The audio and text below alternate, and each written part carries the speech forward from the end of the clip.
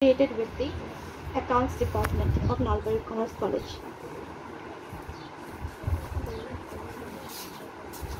Hello.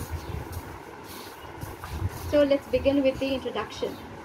So tomorrow all about the innovation or kotha sobe ko ihsan hoy jano to innovation khub bhalke jana kompalo tomaloke to ei innovation or logot ami songoti rakhi ajir jitu program ase ajir jitu topic ase startup in Assam tar bishoye kobole ulaisu. So startup which is also associated with the term innovation, right? Without innovation, without creative ideas, we cannot form or establish any business, right?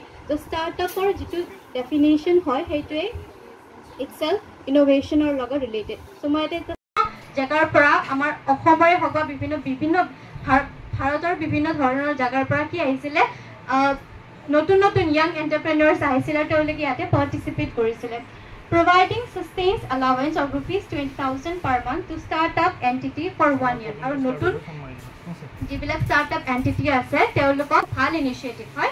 And another initiative was taken by some government, that is allowing annual reimbursement of state GST paid in sales and goods for a period of 3 years. Aru ki koise amar state GST dibo lage nohoy to Assam startup pe ki korise যে GST state GST to 3 বছৰৰ কাৰণে ৰেহাই দিছে ঠিক আছে কোনোবা যে নতুনকে বিজনেস কৰে 3 বছৰলৈকে দিব নালাগে আৰু এই এমাউন্ট কিমান হ'ব লাগিব বুলি কৈছে maximum up to 5 lakhs ঠিক আছে Startup in Assam in the last year, that is 2023, was 362. So, যোৱা বছৰ কিমান আছিলে আমাৰ total startup সংখ্যা 362. ঠিক আছে আৰু এই 362 বৰ্তমানলৈকে বা এই পাৰ্টিকুলাৰ ইয়াৰত কিমানখিনি জব ক্ৰিয়েট কৰিছিলে that is 3350. Okay.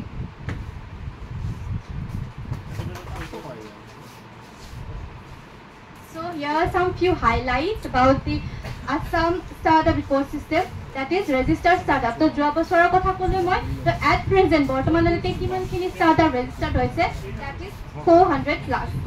The number of incubators jibilak center kotha koisu hetu 10 plus, and startups connected with mentors. Ei je startup incubators bilak thake tate kisuman ki thake mentors thake hoy mentors kisuman assign kora hoy to tumalike suppose if you are interested, right, to know about the Assam startup ecosystem and anything about the startup, so you can contact with the mentor. Which is startup jibilak mentors ase assign kora thake teolokor logot contact kori tumalike aru beshi bhalke janibo pariba. Next, women led startup. So mohila kebol mohila kokole jibilak business start korise tare 30 plus ki kora ase registered kora ase under Assam startup policy. Next, grassroots innovation supported. Grassroots mane hoise jibilak ekebare initial stage ot ase, just recent telokor bonat kiba ta idea aise and they just connected to the Assam startup office and such jibilak such types of businesses about 50 plus to telokor dhonor 50 tke odhik business ok teloke ki korise support korise. So here is the eligibility to register under startup Assam policy. So startup Assam jodi startup koribo bisara ki eligible criteria lagibo tumalokor monot kiba idea hise he idea to innovative hoy unique hoy irreplaceable hoy to eta ki koriba ki eligibility ki thakibo lagibo hoy to number 1 ki koise the company to be formed should be a LLP mane jana nichoy ki hoy limited liability partnership hoy jot ki hoy partner ejoner liability to limited thake. Next, private limited company and kora hoisile bibhinno dhoroner incubator centers. There are main 4 pillars, 4ta mukho khuti ase amar ohomor ki ase. Number 1, the digital startup ecosystem.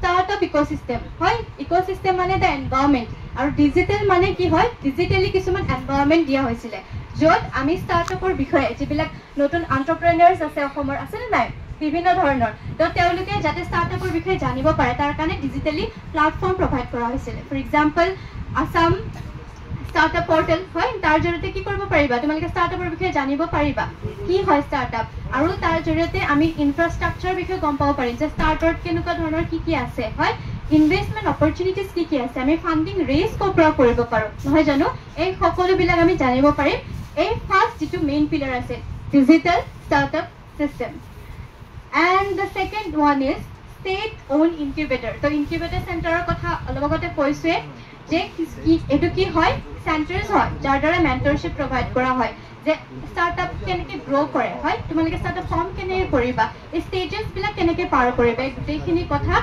ক'ত দিয়া incubator চেণ্টাৰে কি কৰা হয় আমাক help কৰে next ইনচেণ্টিভছ কিছুমান সহায় provide কৰা হয় কি সহায় ফিজিকেল নন ফিজিকেল দুটা ধৰণৰ সহায় হ'ব পাৰে হয় ৰাজহ বা যিটো ৰাজহ নহয় হয় যিটো পইচাৰ লগত ৰিলেটেড নাথাকে তেনেকুৱা ধৰণৰো সহায় প্ৰভাইড কৰা হয় নেক্সট একাডেমিক ইণ্টাৰভেনশ্যন তো একাডেমিক ইণ্টাৰভেনশ্যন কি হয় আমাৰ নতুন নতুন ইয়াং যিবিলাক ল'ৰা ছোৱালী হয় উঠি অহা নতুন যিবিলাক প্ৰজন্ম হয় তেওঁলোকক বিজনেছ কি হয় বিজনেছৰ আইডিয়াছ কেনেকৈ আহে হয় নতুন নতুন ক্ৰিয়েটিভ ইউনিক আইডিয়াছ আমি কেনেকৈ চাব পাৰোঁ আমাৰ ইকনমিক ক্ষেত্ৰত ষ্টাৰ্টআপে কি ধৰণে ৰোল প্ৰভাইড কৰে তো এই গোটেইবিলাক কথা একাডেমিকৰ থ্ৰুৰে কি কৰা হয় ল'ৰা ছোৱালীবিলাকক অৱগত কৰোৱা হয় ঠিক আছে